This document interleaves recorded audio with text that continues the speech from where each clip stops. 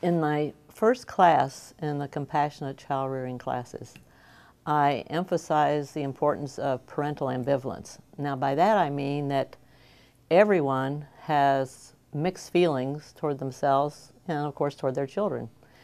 And by mixed feelings I mean they have positive feelings of warm self-regard, and they have traits and characteristics that they like in themselves, but also they have certain traits that they dislike in themselves.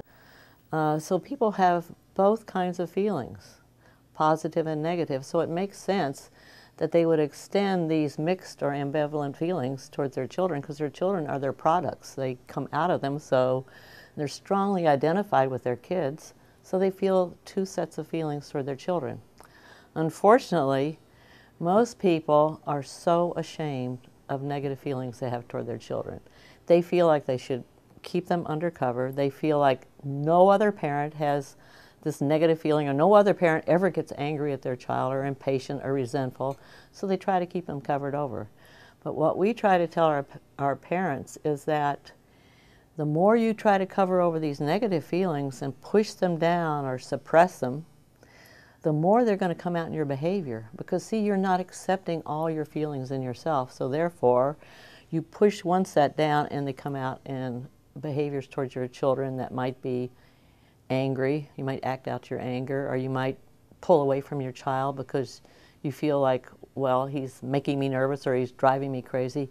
All those feelings come from suppressing the negative end. All feelings are acceptable in human beings. The only time you have to worry about these kind of feelings if they extend into behaviors. Behaviors, of course, should come under some kind of moral imperative, where you look at your behaviors and decide if you're going to act on your feelings or not. After we talk to parents about their ambivalent feelings and they start admitting, they call it admitting, oh, I'm admitting that I was impatient with my child, then they get more comfortable and more open and self-disclosing about these kinds of feelings that they have at times. And they understand that just because they're angry at their child at certain times, it does not negate in any way the love and concern that most parents really do have for children. So then they are curious about, well, where does this extra anger come from? Where does this extra impatience come from?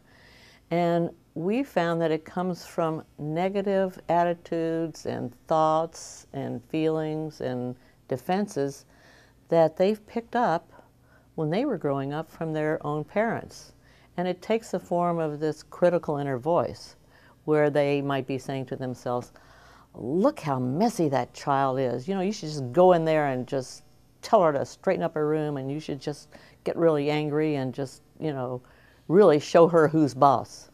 And so many times this critical inner voice comes into play during those battles of will, when you feel like you have to make, say, a 2-year-old really toe the line. You've got to show him who's boss. But it's so much better to just step back, reflect on it a little bit, maybe count to 10, and then take a deep breath and go in and be more reasonable with your child.